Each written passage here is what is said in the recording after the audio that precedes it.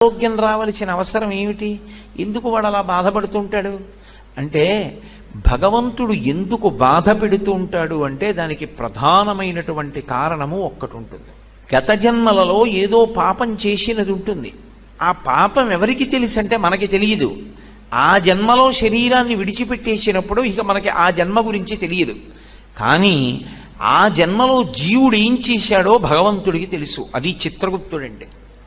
ఆయన వ్రాసి పెట్టుకుంటాడు, దాన్ని అనుభవంలోకి తీసుకొస్తాడు. చేసిన పాపం కష్టం రూపంలో పోవాలి.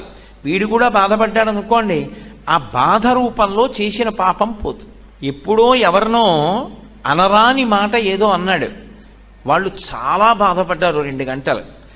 వాళ్ళు బాధపడ్డారు కదూ, ఆ బాధపడినట్టే ఇప్పుడు కూడా నిన్ను ఎవరో ఒకళ్ళు ఏదో అనరాని మాట అంటారు, నువ్వు 2 గంటలు బాధపడతావు. ఈశ్వరుడు గత జన్మలలో